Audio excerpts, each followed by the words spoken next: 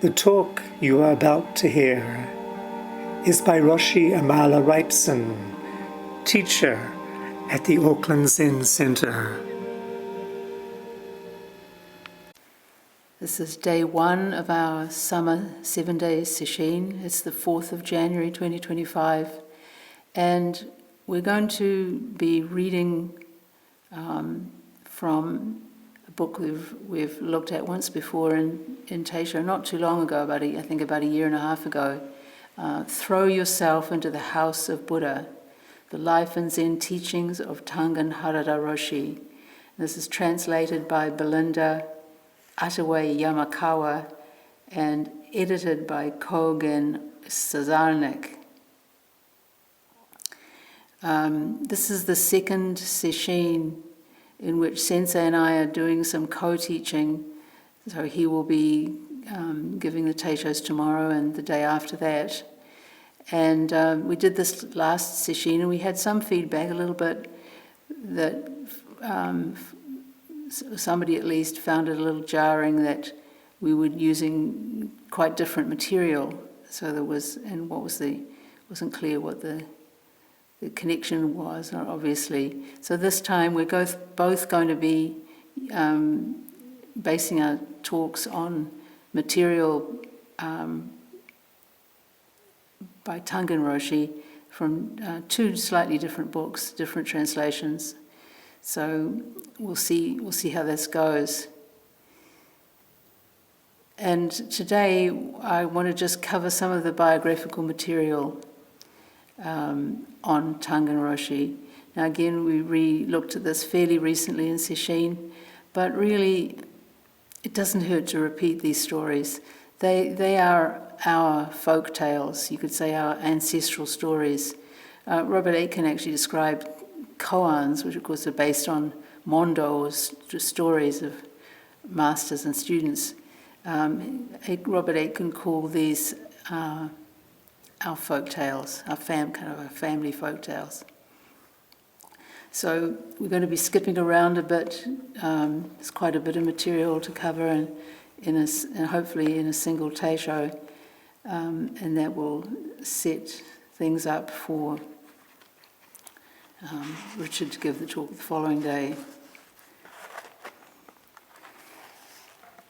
So we'll just we'll launch straight in. I came into this world with a great debt. This is in the first person because these accounts have been gleaned from his talks and collected together. I came into this world with a great debt. My mother gave her own life in order to give birth to me.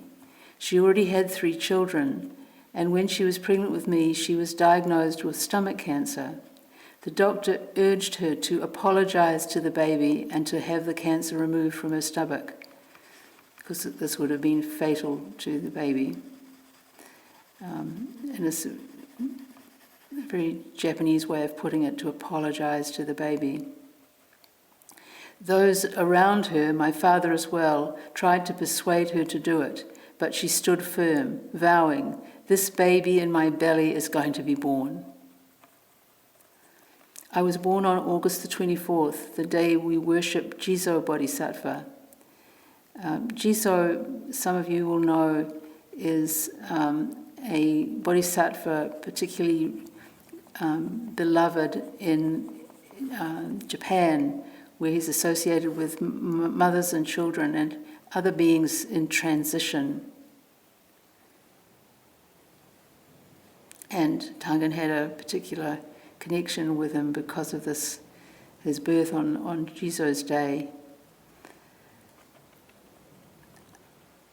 After that, it was too late for the surgery. Just before she died, she very clearly expressed herself to those close to her. "Even after I die, I will care for and protect this child." She must have prayed fiercely for my protection. She died before my first birthday and left me in the care of Jizo Bodhisattva. Tangen. Tangen actually resembles how Jizo is often portrayed. The sweet expression, round face.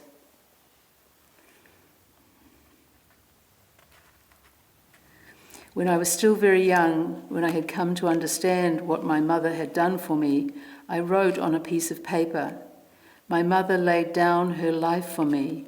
What does she mean for me to do with this gift?" I continuously wondered what it was that I should do with this life. What was my mother telling me?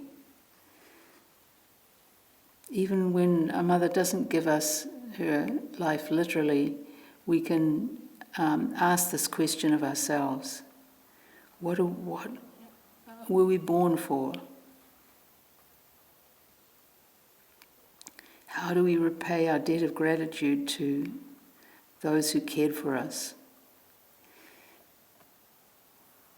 There's other accounts of masters who were born in such circumstances, even recent ones. The great Chinese master Xu Yun, his mother died in childbirth from a prolapsed uterus, and he once did a long pilgrimage, bowing, I think it was after every 1 step or 3 steps, as a way of kind of expiating his karmic debt to his mother. And no doubt it was something that was motivating for all of his practice. So he was blessed with this strong reason to give rise to the doubt mass, you could say. But he goes on, "Yet I was terribly dissatisfied as a child. I could not be calm. Of course, I was guided by greed, anger, and ignorance. I was overtaken by wants, creating seeds of pain. I lived immersed in dualistic thinking. It was a miserable childhood. Then, when I was about 12 years old, a deep questioning arose in me. Whenever I felt a touch of wind or looked up at the sky overhead, I would ask myself, what is there down deep beneath the surface of things? When I would eat an orange, for instance, I wouldn't think of its taste or odor, but I would wonder, what is there? There is something I feel but don't understand.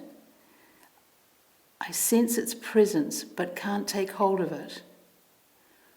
What is this? Why is this, I think as Leibniz put it, why is this something rather than nothing?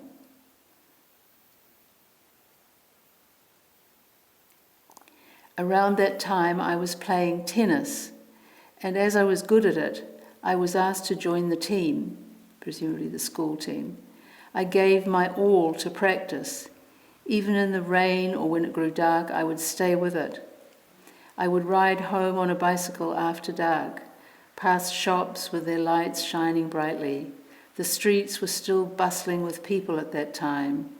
There were old people, young people, people in between.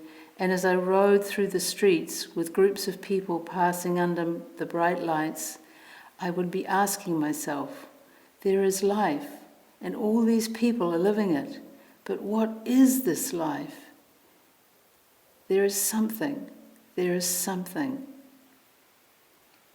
So this was a deep, deep questioning, and from this early age, the seeds of great doubt, wonderment.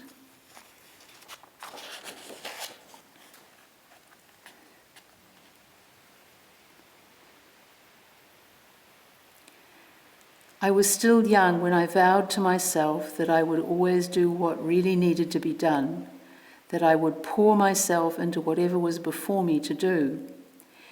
At about 16 years old, I became driven to really question myself, to reflect upon myself, asking, who is this Who is the most good-for-nothing person around, the weakest, the laziest, the most useless one around?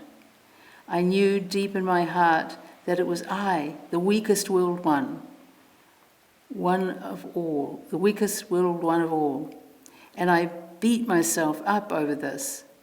There was a time when I struggled so hard that I actually managed to knock my own jaw out of place. I couldn't stand myself for thinking ill of others. I couldn't stand that I would dislike others. I saw myself as so pitiful. My own habits, my own character were unbearable to me. It's quite an extreme thing to really punch his own jaw. But it's also, we can take encouragement from it, that we can go to very, very low places in our minds and thoughts and feelings, even to the point of self-harm, and we can come back from there.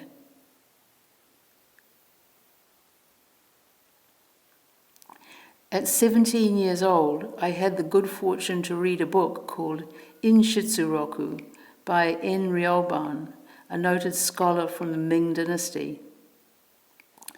And this book was written by En Ryoban for his son. And it was really about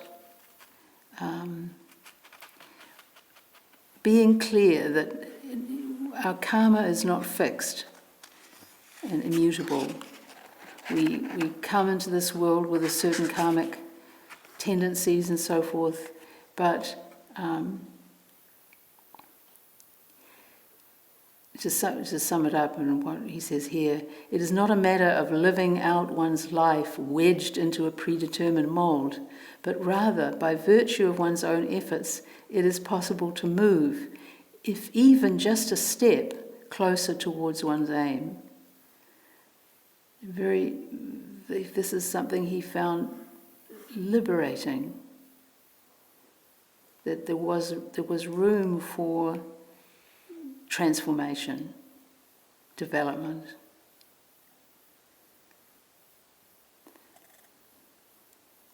Out of this encouragement, he came to make a resolution, and it's an unusual one, but a very vivid one that we can emulate ourselves.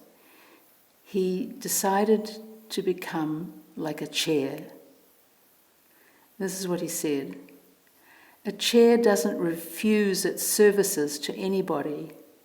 It just takes care of the sitter and lets them rest their legs. After it has served its purpose, no one gets up and gives thanks or offers words of kindness to the chair. It will more likely get kicked out of the way.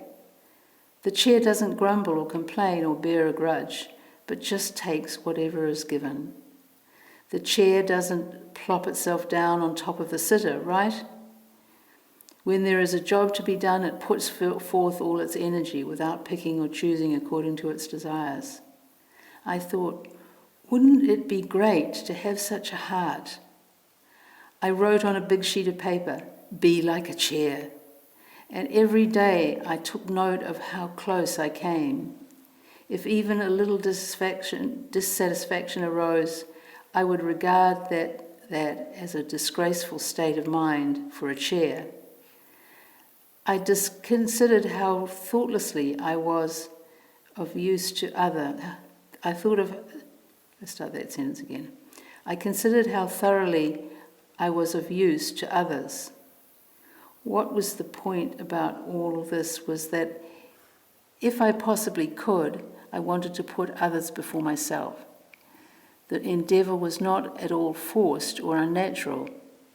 It arose from life itself and was enjoyable, not painful. This is the arising in Tangen of bodhicitta. Bodhicitta is the aspiration to awaken or to realize ourselves so that we can help others awaken. It's a formulation of our deepest desire to help, to be of benefit.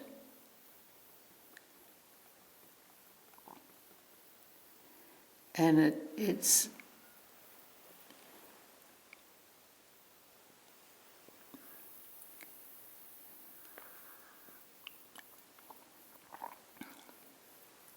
an aspiration that can get us through many, many difficulties and ups and downs.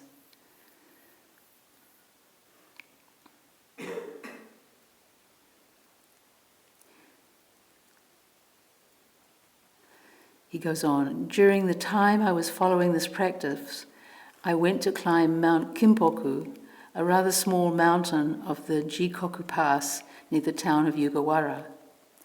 As I climbed that day, I could think of nothing but my own selfishness. Shedding tears, I repeatedly reflected and repented, thinking, I'm no good, as I made the 30-minute ascent of the mountain trail.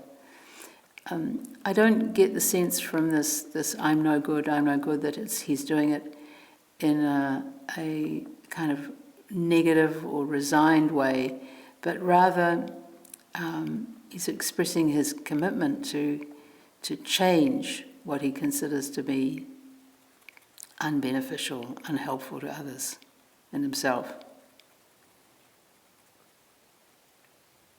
There was a large stone statue on the flat crest of the mountain. If I saw it today, I might know what it is, but at that time I had no idea. Along the way, there had been a number of figures of Kannon, so I thought perhaps the statue was of Shakyamuni Buddha.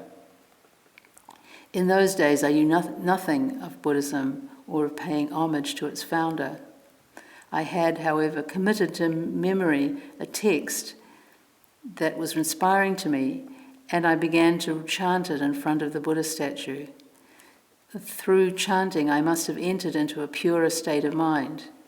You could say into a samadhi. Then I crossed to the other side of the mountain, which formed a precipice. A valley had been gouged out below, and beyond the valley stretched the Pacific Ocean. To one side I could see the rolling hills of the Izu Peninsula.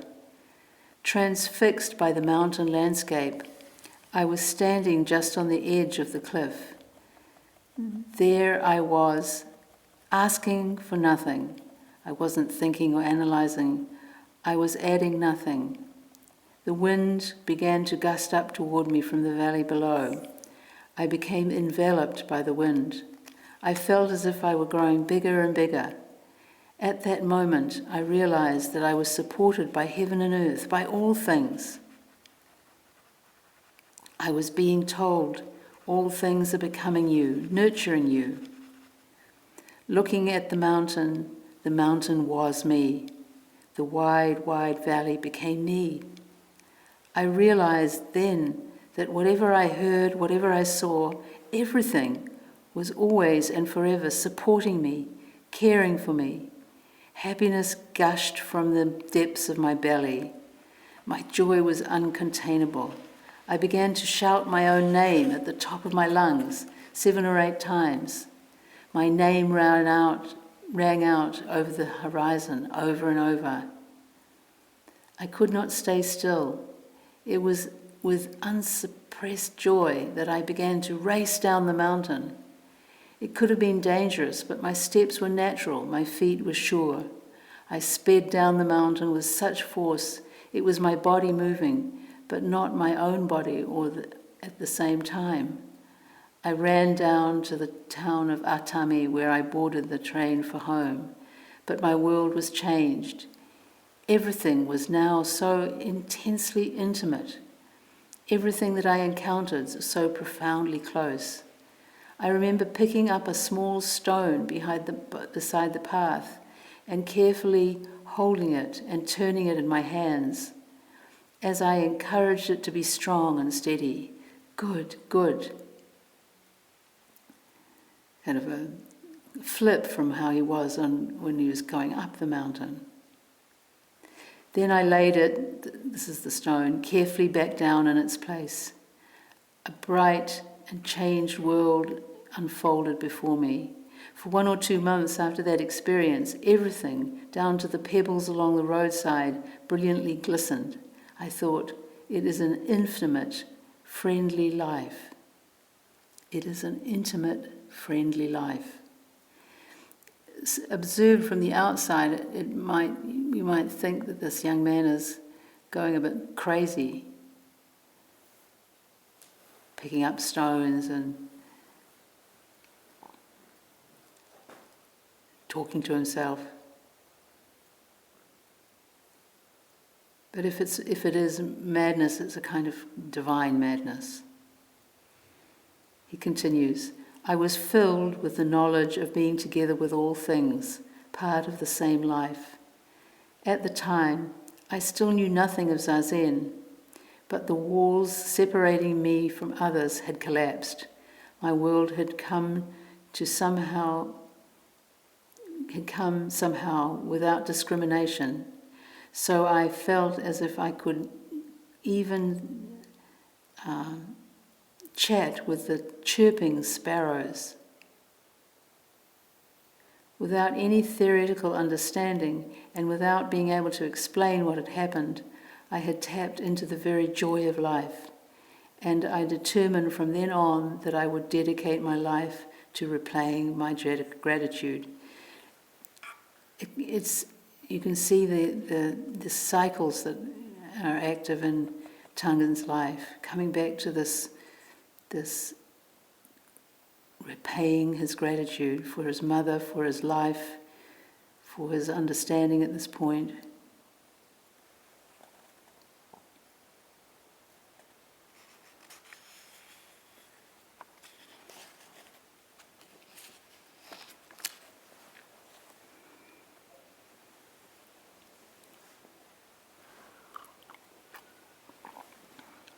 Then the war began. We were told by the government that Japan was in real danger. We had to fight against enemies who were portrayed by military propaganda as if they were devils themselves. My perspective was severely limited.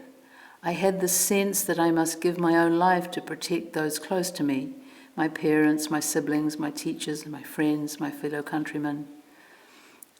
I was still bound, tied down by a false sense of place, attached to boundaries to us versus them. I believed that there was an enemy, yet I didn't have a sense of wanting to kill or to save my own life. I just wanted to give my life to protect others. It's a kind of mixture of ignorance about the true situation of the war, which was the case with many Japanese, and innocence, wanting to contribute, wanting to give himself, this deep aspiration in him.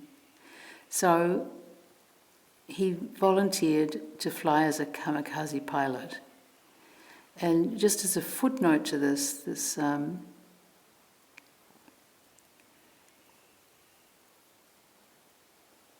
happening to him at the age of 17, and it was everybody from 15 to 60 had to obey the call to join the army. You have to remember that he had this experience on the mountain, but he wasn't a monk or even knew anything about Buddhism pretty much. And he was asked later on in his life whether he would ever go to war. And he immediately said, no, I'm definitely opposed to war. After I began to practice, I came to understand that all beings are our brothers and sisters, and even if one were to be killed, one should not kill another. But at this stage, his joining up as a kamikaze pilot was an expression of his cloudy, you could say, confused desire to give his life for his country.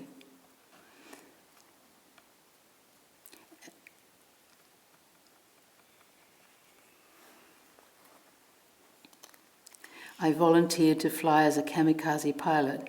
My goal in life was already to be of service to others, so sparing my own life was not a factor for me. I gave myself to the training that was required.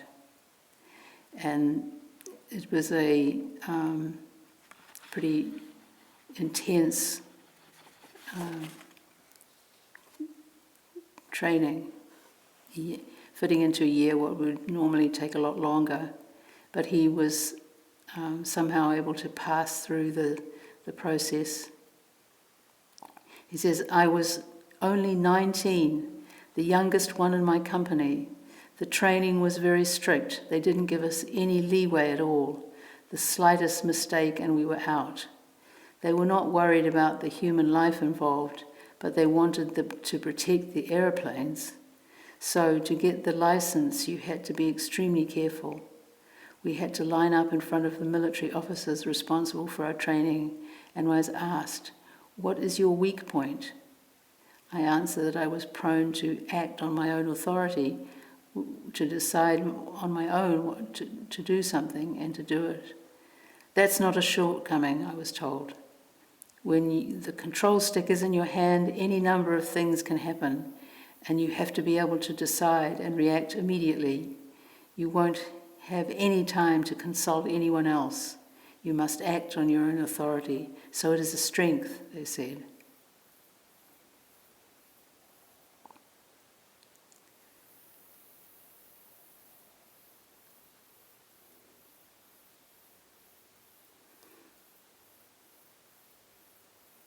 Then it came the time for them to take the mission. We all wrote last words, which were carefully folded, wrapped, and carried by the commander of our battalion. I wrote that I was ready to die for my country at any time, that even knowing I might die in training, I felt no remorse. We trained hard, finished in just 1 year a course that would have taken much longer. We were up against a large, strong country with powerful weaponry. Our hastily and poorly built planes were no match in combat for their fine ones. So our battalion was moved to Manchuria, where the pilots would wait for their orders to fly from there.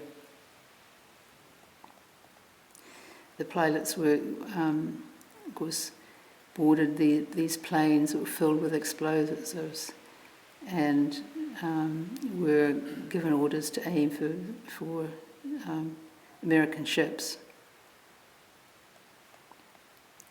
It was only 5 days after my graduation, August the 15th, 1945, that I was supposed to take my final flight.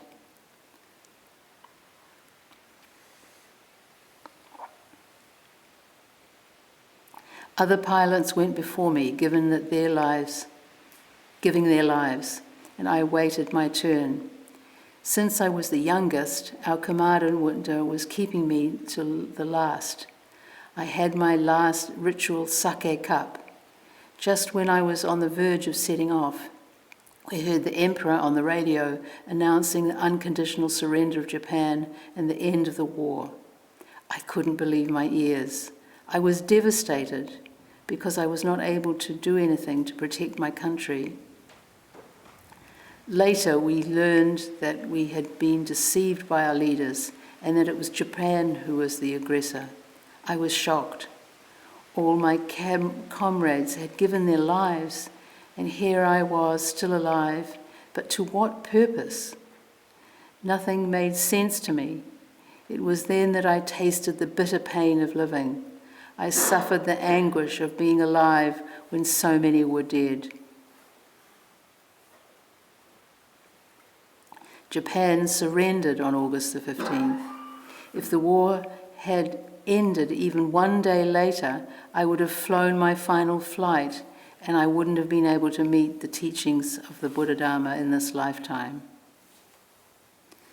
How much one would feel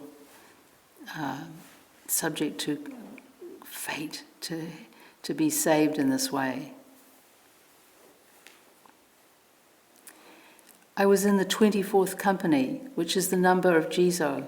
The Bodhisattva must have followed me right into the army because I was saved many times over. When the war ended, I was sent to a Soviet prisoner of war camp for almost a year. Many of my friends died there. I was working in the hospital and we had to bury the dead, yet the ground was so frozen that we couldn't. So many soldiers died there, most of them in their 20s, dreaming of their homelands and their families.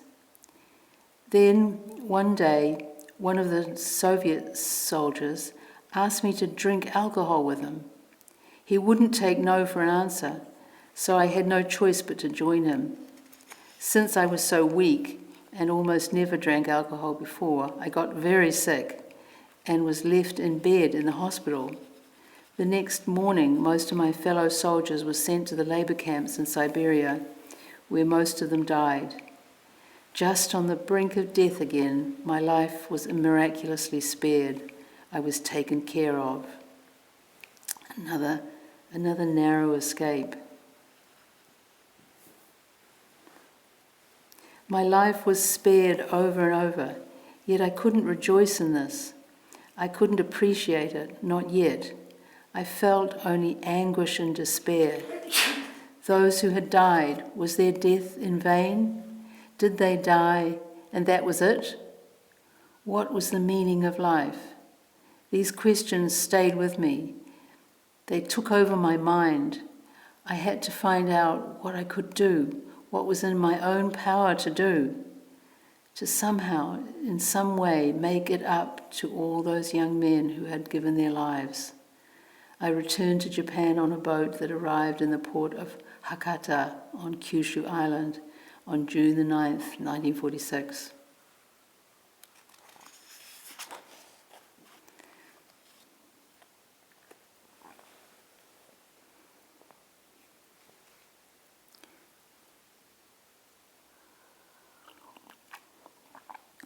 He recounts how he spent the next year suffering, basically. And then just at that point of greatest pain and anguish, a friend who was concerned about me arranged for me to see a Buddhist nun. Her name was Sozan Nagasawa Roshi, and we actually chant her name in our Pool of Radiance chant as one of our informal, you could say, informal ancestors, Dharma ancestors.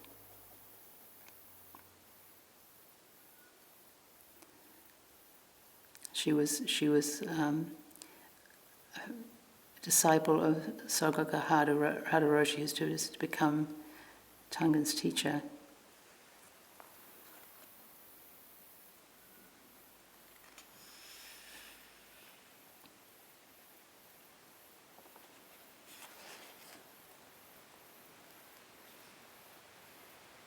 So anyhow, to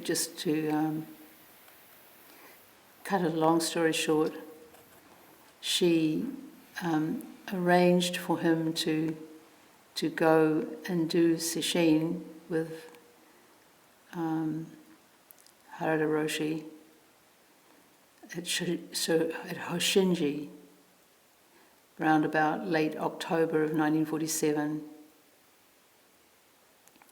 And here's how he describes him. He was tiny and very thin, but he had enormous surging power. I openly talked to him about my problem, asking, I can't just live knowing that there were so many who had to die. What can I do in atonement? He told me that he understood my suffering, that I could come to be at peace, that there was a way to solve the problem of life and death at its root. He said, you yourself are still alive, so you can forever and ever follow the path of giving. You can steadily, ever more, give your life to save others. Even with the death of this body, genuine life continues. There is something that does not die. True nature does not disperse like a mist. Knowing true life, you can be at peace. If you really want to understand the meaning of life, true life, it will take all the determination and effort that you can possibly muster. You will not realize the truth if your aim is unclear and your practice is weak. Your resolve must be absolute. You must be prepared to persevere with single-minded conviction and effort.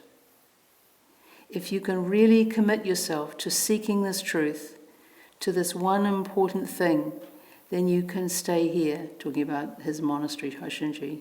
But if you are not earnest and sincere, if your commitment is lukewarm, if you won't be able to make a complete, whole commitment, then you can go home now.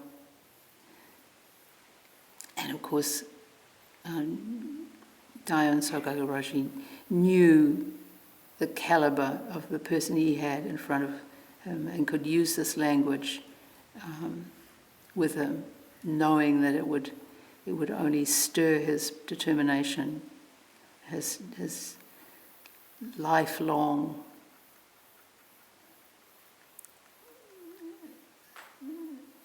search for understanding and meaning.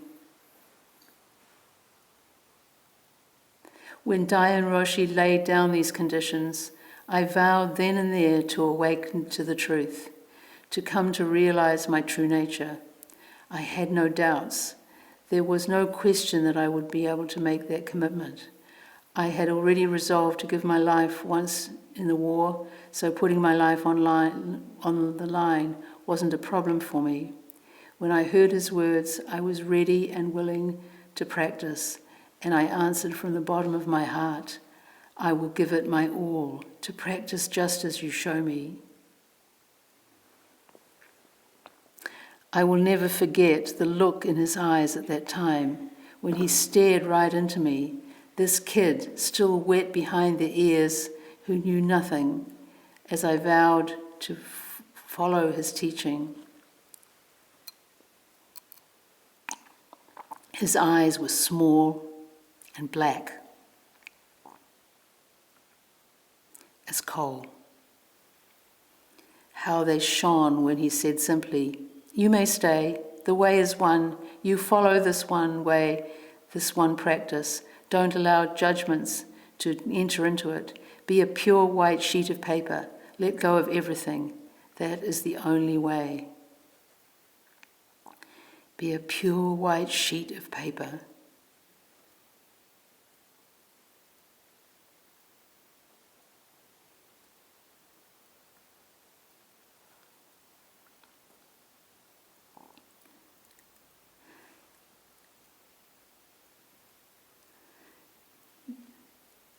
So the November Sesshin came and he was given the koan mu. A monk once asked Joshu, does even a dog have the Buddha nature? Joshu said, mu. Dayan Roshi said to me, give your life to this one mu till everything becomes mu. Do not give your energy to anything else. No matter what arises, neither grasp at it nor reject it. Just be this one being. Do this one doing. Say centered in your Tangen and just do mu. Very simple, clear instructions here. The Tangen is the lower abdomen, seen as the vital center of the body in Japan. I gave myself to mu. During the first sesshin, I sat next to the president of a big candy company. He had been working hard at his practice for 10 or 20 years, but his mind's eye was still not open. So he was pouring himself into it with a ferocity that was contagious.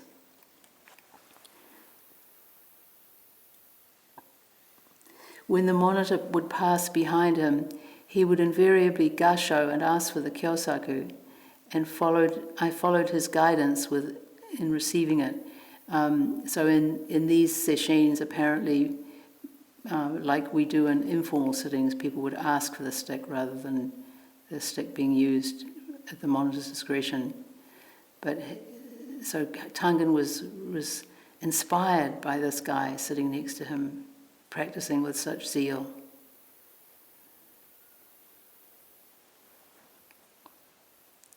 In the evening, we had a 20-minute period in which we were allowed to do mu out loud. This was still the case when I first trained in Rochester. We would, on the last night of 2 nights of sesshin, we would do what we called loud mooing, and it was pretty wild. When the centre first started, they would allow people to do it outside, but as you might imagine, the neighbours weren't exactly happy about that. So it was moved into the zendo.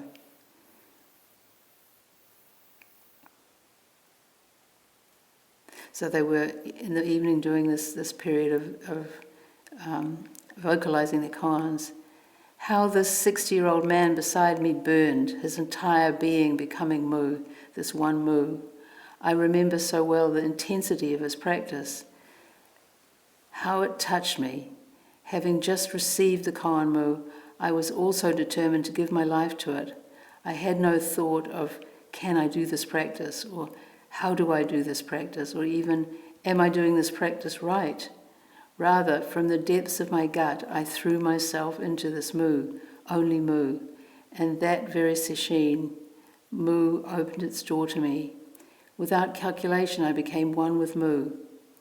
Everything became mu.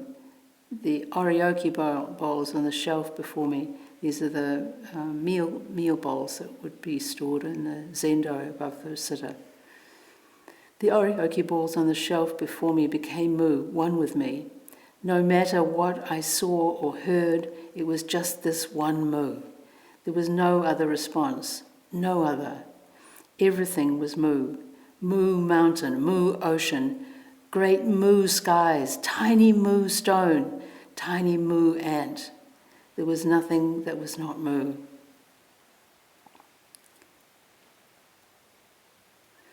When I took that mu to Dayan Roshi, he told me, so, now your practice begins.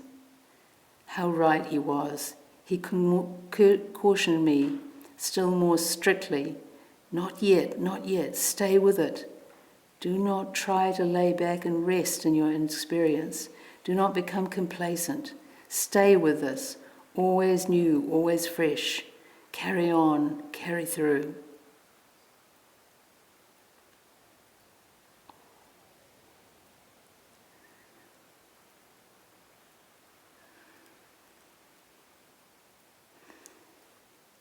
So after that November sesshin, they had rohatsu. The tradition is to have this most intense of all sesshins of the year, leading up to the anniversary of the Buddha's Great Awakening, which in Japanese Buddhism is celebrated on the 8th of December. So it's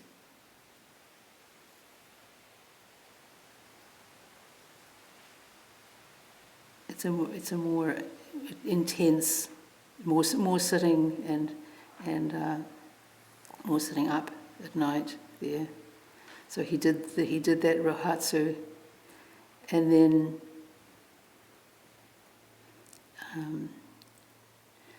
later on took the precepts. He says, my resolve to do zazen became stronger and stronger. On the first day of each sesshin, we were told, those who have resolved to break through during this sesshin make gasho. I had made up my mind, of course, to go for it, so my hands would always come together.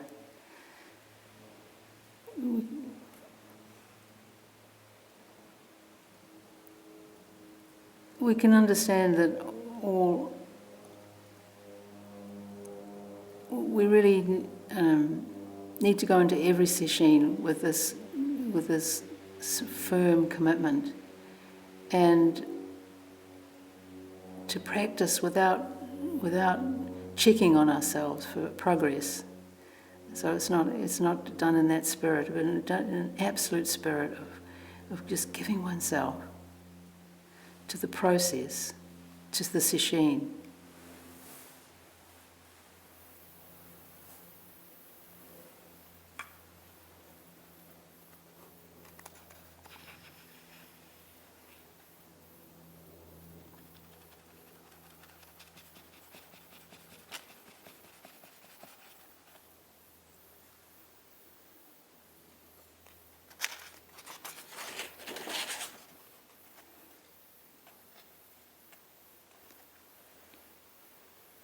Just skipping around here a little bit.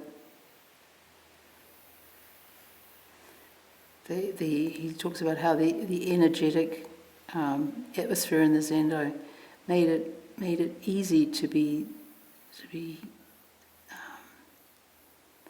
zealous. Zeal is one of the perfections. Virya. He says, at night after the last round of zazen, I would go to the graveyard or to the forest or mountain and do mu. In wintertime, if I would grow sleepy during yaza, I would break a hole in the ice of the pond and jump in, then go back to continue my sitting. I made efforts in a way that I could not want anyone to try to imitate. I thought, I will concede my very life for the task, the sake of the Dharma. That's a good point to make. This is not something that you can copy in some shallow kind of way. It has to come from inside us, and we work with doing our best at the stage we're at in terms of our aspiration, because things can change. He says it not to say that it was easy for me. I struggled mightily, but I stuck with the practice, the one single way of practice. I made no excuses for myself. I did not allow my practice to fade from feelings of discouragement. There were rough times, even times when I thought I wasn't going to live through it. There were times when I could no longer breathe, times when all went dark before my eyes, times when I thought I was going to pass out. I wore myself out until I was exhausted. I thought I would die from unyielding effort. It was that rough, that trying, but I refused to look away. I did not involve myself with anything else, only followed my teacher's instructions. And then he goes on to caution people about copying him in this regard. Because he actually went overboard and pretty much ruined his health, and had to take time out from his training and be looked after by a fellow monk of Dayan Sogaku Roshi's, who basically took him under his wing and cared for him until he got his health back. So then when he went back to Sogenji, to Hoshinji after this, that was when he became ordained as a monk. It's not uncommon for people to have times when they do get sick. You think of Master Hakuin also had to treat himself after years of really intense practice.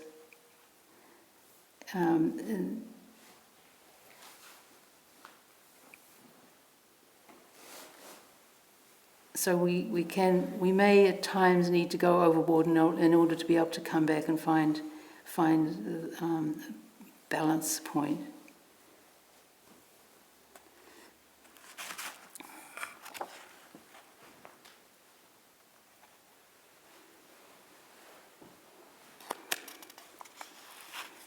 Well, our time's up. We've just got one more short chapter on his life about his realization. So we'll get to either one